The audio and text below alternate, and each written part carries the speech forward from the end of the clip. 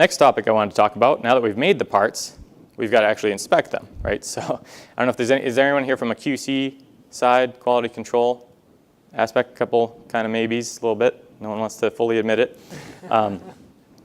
So SOLIDWORKS Inspection is a tool we have for automating the first article inspection report process. Okay, so it's going to generate your first article inspection reports for you from either a native SOLIDWORKS drawing or from a PDF document. Basically, what we're doing is taking that SOLIDWORKS drawing, tagging those key dimensions, and extracting out all the tolerances and coming up with pass-fail criteria, mapping it over to Excel. It's something a lot of companies do manually, just drawing circles on a drawing and mapping it over, and it's not fun to do, I can tell you. I did it many years. So this tool helps automate that process, okay? And there's some major enhancements. Again, you'll see in this case, we're running it on a 3D MBD part. So for this year, if you're using MBD to define the PMI, you can run it through inspection and extract those dimensions, put them over to an inspection report. We've always had the ability to do it on SOLIDWORKS drawings, so 2D drawings, piece of cake. But now we also support these MBD definitions. You can see the type of output it produces. First article reports that can be customized, templates can be customized to your standards. So that's the inspection add-in, runs within SOLIDWORKS. For people working with other CAD files, PDFs, or other scanned documents, things like that, there's been the inspection standalone version, runs outside of SOLIDWORKS. And this has been enhanced with the ability to import some other third-party 3D CAD, most notably CATIA files. So CATIA and Creo CAD files can be pulled into this inspection tool. And it will also pull in their PMI. So there are a lot of folks, aerospace suppliers using this type of technology. If you need to do inspection work on those documents, you can extract that PMI just by clicking on it or by box selecting around those regions. So that's another enhancement, is what's called Smart Extract. When you have this native CAD data, we can extract it straight into inspection. So it's great for 3D PMI, but like we were talking about, a lot of times you're still in 2D. So Inspection Standalone also now supports natively DWG files. So your AutoCAD or draft style 2D CAD documents can be pulled in natively. They no longer have to be converted to PDF or anything else. And we can, again, Smart Extract. Just click those dimensions that you want to pull in, and it's recognizing down on the bottom there, it's building a little preview of your first article inspection report with all the tolerances, pass-fail criteria. So really a way to speed up this inspection report creation process dramatically. So again, we'll see the enhancements here, capturing 3D PMI and new import options in the standalone.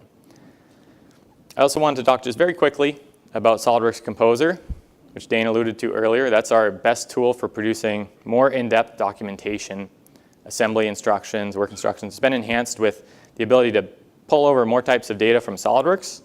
But I just wanted to give you a quick preview of the types of outputs it can produce here if you're not aware. So we'll just open up some outputs in this case. So typical application might be things like service instructions or assembly instructions.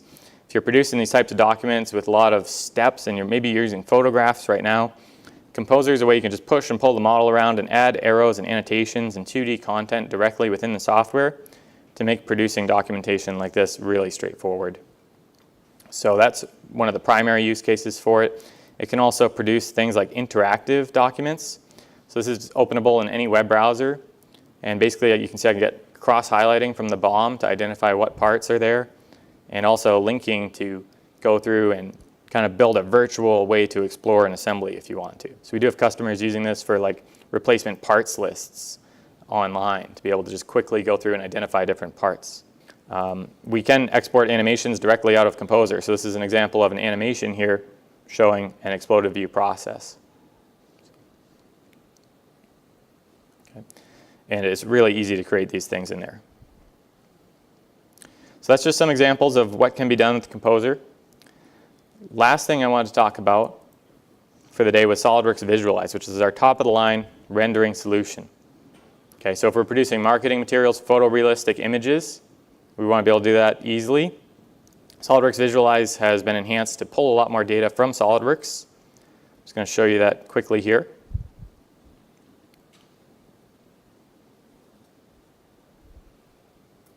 And this is really a top-of-the-line renderer. It's based on NVIDIA iRay rendering engine, which is a great new technology. I can open up a SOLIDWORKS assembly here. And basically, we're just going to map over a lot more things now. We'll map over all our SOLIDWORKS cameras, all our SOLIDWORKS appearances and environment settings. So that set of mugs Dane was working on earlier, we'll have popped in here in just a second. And again, I can see on my camera tab, I see all my SOLIDWORKS views that were set up. I can just jump between those. Or we can define new camera views in here, of course. I have SOLIDWORKS environment pulled in, lights even from SOLIDWORKS. And I have my familiar SOLIDWORKS appearances. So Visualize has a great appearance library. There's also a cloud library of appearances available. But now if you do like the ones, you're used to the ones you've had them for 20-something years in SOLIDWORKS, we have the same SOLIDWORKS appearances mapped over here too. You just drag and drop in onto the model and get that update. So the other big change for Visualize is the user interface has been completely redone.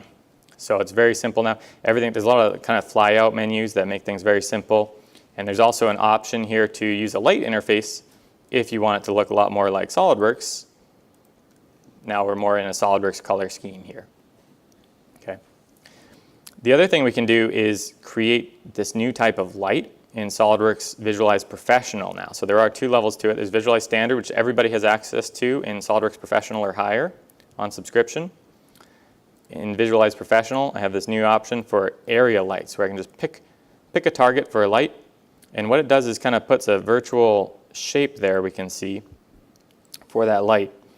And I can choose from different shapes here. So it's kind of like in a light studio. If you were trying to take a photograph and you wanted to reorient, move a light around a little bit, this is basically a really easy virtual way to do that. I can resize things. And what I really appreciate about this is how easy it is to move them around. So I can just pull this little slider and you kind of see that little gleam of light on the mugs there shifting around. So if you're really trying to just fine tune in your images, it's just a really straightforward way to do that. And the other thing is these lights support what I'm using right now, which is called fast rendering in Visualize. So they'll make basically a big time savings over some of the more accurate rendering methods. So that's some of the cool enhancements within Visualize. Last thing I want to point out is a completely new type of output from Visualize, which is virtual reality support. So we know how popular this is getting. We have some augmented reality right in the back of the room here today. So this allows stereoscopic image output. You can set that up here inside, and you'll see this is again Visualize Professional functionality. You can see rotating the model around there, and the end output could be for a high-end VR headset, or it could even be for just your smartphone with one of those add-on VR headsets. And that wraps up our content generation. So we're going to hand it off to Glenn here for basically talking about what's in store for the future. All right, folks, we're getting there. First of all, I'd really like to thank the team for all the work they put into this. I think they've done a fantastic job of breaking down the important stuff and really communicating it to you guys, so I appreciate the effort there. We've got a couple more slides I want to take you through. And so after seeing all this, probably the first thing you're thinking is, when do I get it? When can I install it? When should I install it? And Service Pack 0, the first production release, is targeted for next week. October 9th is the date they've given us. We'll see. They're normally pretty accurate with their estimation on that. And we've been using this since mid-June through beta and pre-release. And there's a ton of new features this year, but it really seems to be quite stable and a really good release. However, I'm always advised that you be cautious and test a sample of your production files before you convert the whole package over. And always take a backup of your data in the current format. SOLIDWORKS CAM is brand new, as we talked about. And the way that that's going to roll out to you is after October 21st, SOLIDWORKS roll over their serial numbers for another year, and SOLIDWORKS CAM will become active on your serials at that time. And we'll share some more details about that process as we get a little closer to then. What we've shown you today is really what's going to be available with SOLIDWORKS 2018 SP0, or very close to it. There's so many tools and so many interconnected elements in SOLIDWORKS now that really the release continues throughout the year. So we've got 4 more packages that we're going to be talking about in the future. I just wanted to give you an early heads up on those. Coming in just a couple of months is a tool called SOLIDWORKS Manage. And that is an advanced data management tool. It steps on top of SOLIDWORKS PDM and gives you things like project management, interactive dashboards and reporting, some more advanced item and bill of materials management tools. So that will be an interesting package to explore. We're calling it PDM Plus. It's kind of the next level above the PDM functionality we have today for those who are interested in that kind of thing. Also coming down the pipe in the next quarter or so is a new analysis tool called SIMULIA Simulation Engineer. We've been working with an advanced solver called the Abacus solver for several years. And this package puts the Abacus solver in an easy-to-use interface. Allows you to solve really tough problems with advanced contact, large models, advanced materials and meshes. And we're looking forward to having that released. And it lives on the 3D Experience portal. I should say that we do have other tools that can solve these hard problems today, so no need to wait. If you've got a tough analysis problem to solve, certainly get in touch and we can walk you through some of the options you might have. But speaking of the 3D Experience platform, it's something that us and SOLIDWORKS and Dassault have been talking about for several years without really having any mainstream products up there, at least from a SOLIDWORKS side.